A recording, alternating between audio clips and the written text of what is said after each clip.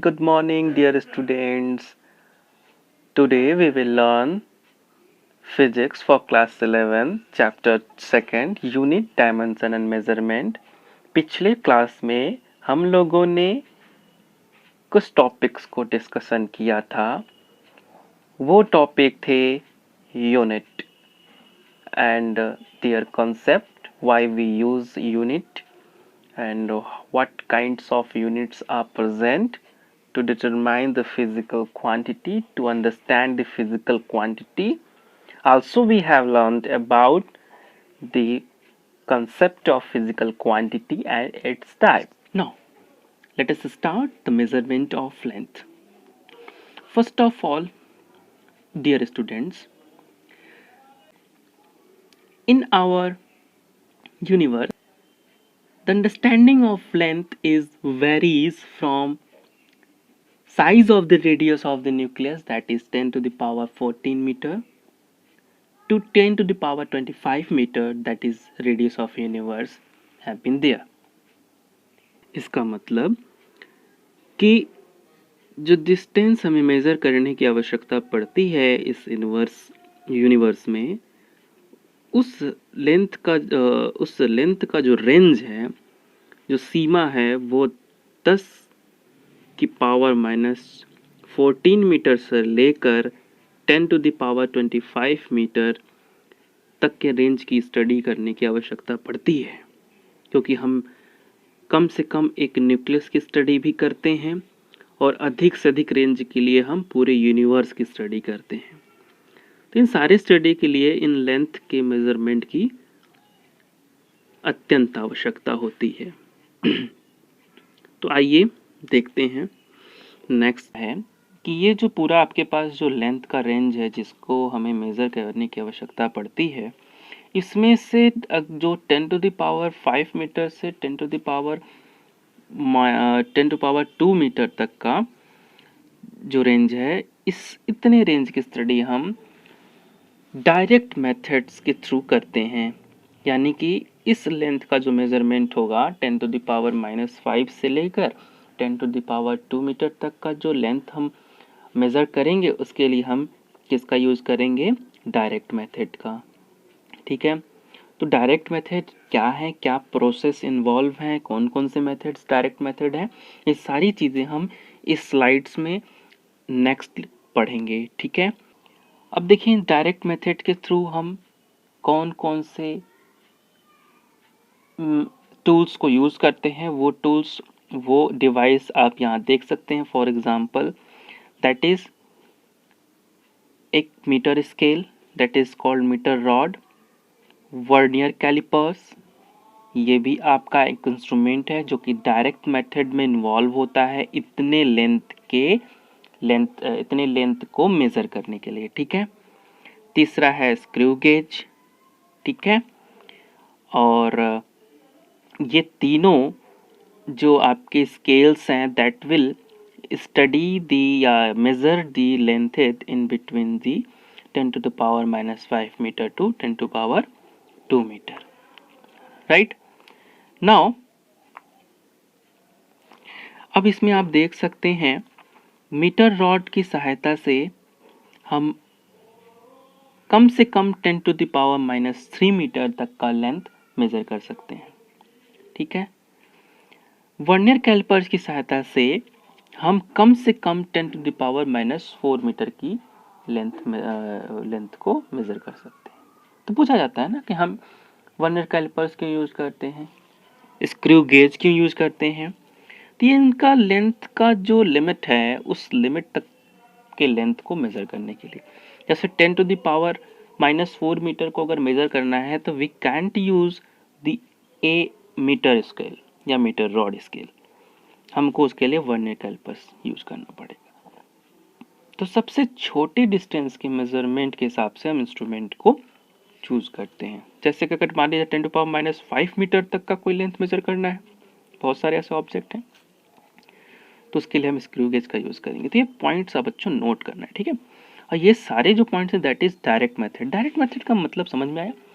Directly मतलब we can use instrument and take a measure. Directly हम किसी object को किसी इंस्ट्रूमेंट से ले जाकर उस ऑब्जेक्ट को टच कर कर उस ऑब्जेक्ट के पास जाकर हम डायरेक्टली स्केल के थ्रू मेजर कर सकते हैं। ठीक है, यानी कि दोनों चीज़ें जो हैं वो ऑब्जर्व हो सकें, दोनों चीज़ें को हम एक साथ मतलब टच कर सकते हैं। ठीक है, तो ये डायरेक्ट मेथड में आता है। ठीक है, अब देखिए इसमें एक चीज़ और नीचे पॉइंट्स बताई जा रही है। अब इससे छोटी जब डिस्टेंसेस आते हैं, फॉर वेरी स्मॉल डिस्टेंस, ठीक है, अब लिमिट अभी छोटा करते करते अगर सबसे छोटा यानी कि जब हम 10⁻⁻5 से नीचे जाते हैं तो उस केस में वेरी स्मॉल डिस्टेंसेस हो जाते हैं। और वेरी स्मॉल डिस्टेंस के लिए बच्चों हम यूज़ करते हैं another method for indirect method. ठीक है, इसी के कंपैरेटिवली अगर बहुत ही बड़ा डिस्टेंस है, ठीक है, यानी कि 10⁻25 के ऑर्डर का डिस्टेंस है, जैसे यूनिवर्स प्लैनेट के बीच के डिस्टेंसेस, अर्थ से लेकर किसी सन या मून तक के बीच के डिस्टेंसेस, कोई भी प्लैनेट्स है, कोई सैटेलाइट है, उनके बीच के distances from the earth surface, इन सारे के लिए हम स्केल लेके नहीं जा सकते, या तीनों स्केल्स में से कोई स्केल यूज़ नहीं कर सकते, तो उसके लिए हम यूज़ करेंगे इनडायरेक्ट मेथड। तो इनडायरेक्ट मेथड में हम ऑब्जेक्ट के पास स्केल यानी इंस्ट्रूमेंट को ले जा नहीं सकते। ठीक है, टच नहीं कर सकते ऑब्जेक्ट और इंस्ट्रूमेंट को, दोनों को। ठीक है, तो उस केस में that is called indirect method. तो बात समझ में आ गई होगी। डायरेक्ट मेथड हम कब यूज़ करते हैं और इनडायरेक्ट मेथड कब यूज़ करते हैं। डायरेक्ट मेथड आपका इस रेंज ऑफ जो रेंज है इस डिस्टेंस का, इस लेंथ का, उसके लिए हम डायरेक्ट मेथड, और वेरी स्मॉल और वेरी लार्ज के लिए हम indirect method. Hope so you will be clear it that. Okay, now अब हम इसमें से वन बाय वन पढ़ते हैं कि कैसे हम इस मेथड्स को अप्लाई करेंगे। तो पहले हम वेरी लार्ज डिस्टेंस के लिए देखते हैं कि वेरी लार्ज डिस्टेंस के लिए हम कौन सा मेथड यूज़ करेंगे। तो मेथड तो पता है, इनडायरेक्ट मेथड यूज़ करेंगे, लेकिन इनडायरेक्ट मेथड्स में भी सेवरल काइंड्स के मेथड्स हैं, उनमें से कौन सा मेथड यूज़ करेंगे वो देखना है। तो इसमें फॉलोइंग मेथड्स आपके आते हैं जब लार्ज डिस्टेंस को मेज़र करना होता है। उसमें से कुछ डिस्टेंसेस जो फॉलोइंग दिए जा रहे हैं, उसमें से पहला है आपका पैरेलैक्स मेथड। ठीक है, तो पैरेलैक्स मेथड आपका एग्जाम्पल है इनडायरेक्ट मेथड का, जिसकी सहायता से हम लार्ज डिस्टेंसेस, लार्ज लेंथ को हम मेज़र कर सकते हैं। ठीक है, तो उसके लिए देखिए हम समझते हैं कि what is the parallax method. देखिए पैरेलैक्स मेथड के बाद भी बहुत सारे ऐसे मेथड्स हैं जिसकी सहायता से हम लार्ज डिस्टेंस को मेज़र कर सकते हैं। ठीक है, तो फर्स्ट ऑफ ऑल जो इम्पोर्टेंट है हमारे सिलेबस में है दैट इज़ वो है पैरेलैक्स मेथड। ठीक है, तो पैरेलैक्स मेथड में आइए हम समझते हैं कि what is the parallax method. देखिए बच्चों, जब किसी भी दूर रखे ऑब्जेक्ट को आप अपनी आंखों से देखें, सपोज आप अपने हाथ में पेन लीजिए, उसको कुछ दूरी पर रखें। ठीक है, अपने हाथ से कुछ दूरी पर रख लीजिए और उस पेन को आप बारी बारी से दाएं और बाएं आंख को बंद कर कर देखें। जब आप राइट आइज को बंद करते हैं तो सामने दिखने वाला ऑब्जेक्ट लेफ्ट वर्ड शिफ्ट हो जाता है। ठीक है, जब आप लेफ्ट आइज को बंद करके देखेंगे उसी ऑब्जेक्ट को, तो वो राइट वर्ड शिफ्ट हो जाता है। तो थोड़े से उसमें डिस्टेंसेस हमें डिफरेंट मिलते हैं जब हम अपने आइज को बारी बारी से क्लोज करते हैं। तो इसमें होता क्या है कि हम जब आँखों की यानी देखने का पोजीशन अगर हम चेंज करें, क्योंकि हमारे दोनों आँखों के बीच में क्या है, कुछ सर्टेन डिस्टेंस है ना। तो जब हम एक पॉइंट से देख रहे हैं तो ऑब्जेक्ट की जो डिस्पोजिशन है वो कुछ और है, और दूसरे पॉइंट से देख रहे हैं तो ऑब्जेक्ट की पोजीशन कुछ और है। ठीक है, तो इस मेथड्स को हम, इसी कॉन्सेप्ट को हम अप्लाई करके कैलकुलेशन करते हैं और उसके डिस्टेंस को, जो ऑब्जेक्ट है उसको हम निकालते हैं। तो उसके लिए हम ये कौन सा मेथड यूज़ करेंगे। देखिए उसमें कौन सा मेथड तो पैरेलैक्स मेथड है, लेकिन कौन सा टेक्निक यूज़ करेंगे। आप इसमें टेक्निक यूज़ करोगे आर्क एंड रेडियस वाले फॉर्मूले का। ठीक है, तो आर्क और रेडियस का फॉर्मूला जानते हो, angle is equal to arc by radius होता है। तो angle subtended is equal to arc upon radius. तो इस वाले फॉर्मूले से हम निकाल सकते हैं। तो इसके लिए हम क्या करते हैं, इसी कॉन्सेप्ट को अप्लाई करेंगे पैरेलैक्स मेथड में। तो सपोज करिए यहाँ पे मैं जो पेन मैंने बोला लेने के लिए, उसकी जगह पे आप क्या लेना है, पॉइंट्स पी को कंसिडर कर लेना है जो बहुत ही दूर है। और ये जो पॉइंट है वो हमारी दोनों आंखों से कितनी दूरी पे है, डी। लेफ्ट आईज है और ये आर इज राइट आईज है, ठीक है।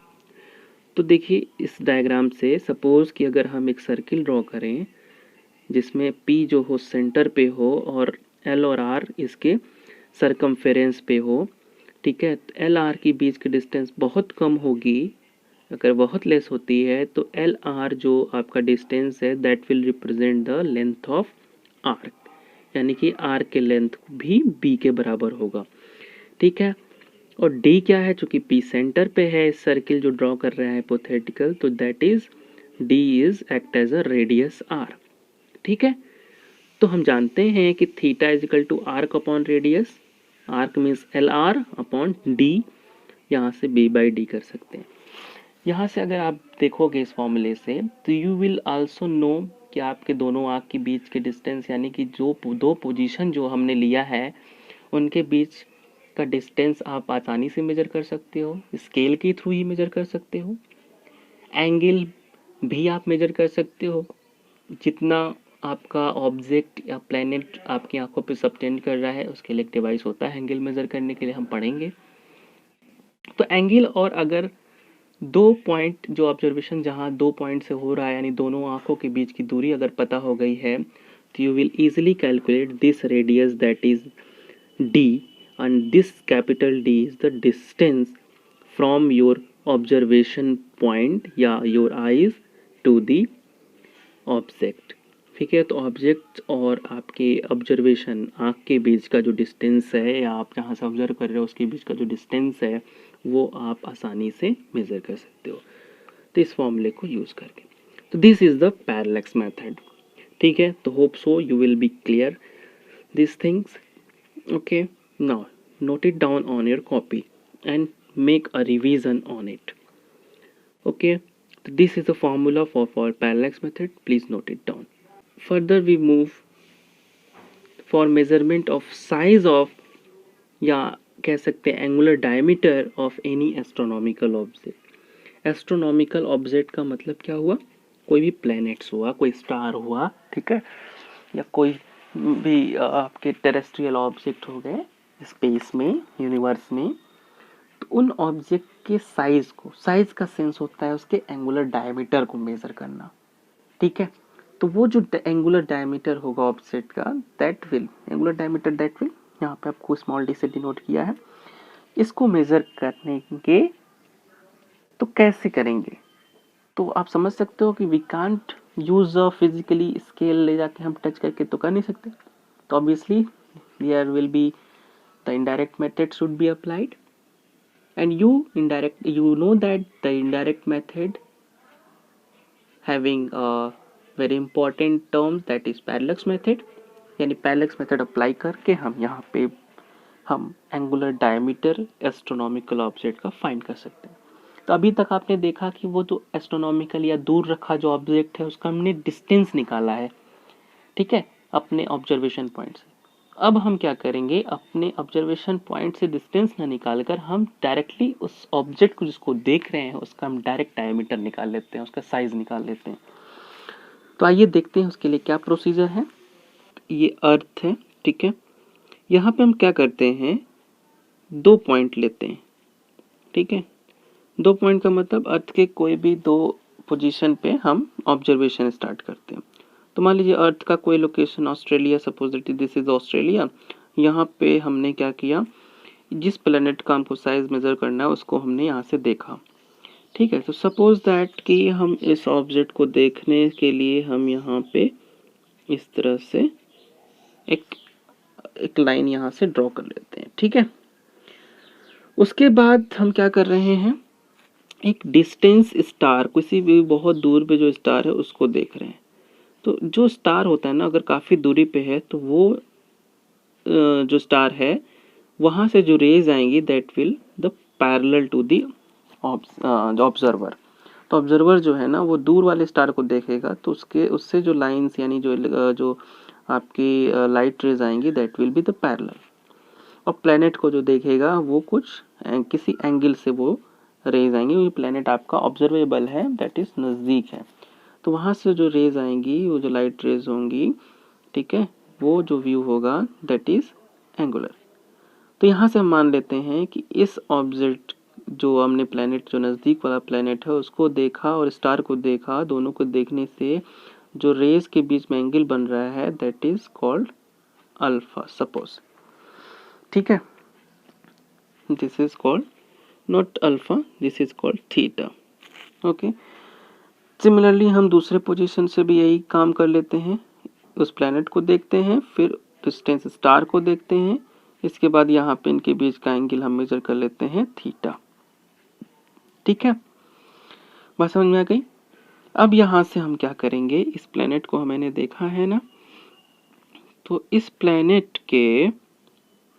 प्लेनेट से हम ये काम ये करते हैं कि जब ये एंगल आपका अगर थीटा है तो ये एंगल भी थीटा हो जाएगा, ठीक है, और जब ये एंगल थीटा है तो ये एंगल भी थीटा हो जाएगा, और ये जब दोनों एंगल थीटा होंगे तो that will also the angle 2 theta, और ये बीच वाला जो एंगल 2 थीटा है दैट इज हमने इसको नेम दिया अल्फा। तो ये एंगल अल्फा इस तरीके से निकाला जाता है, बात समझ गया।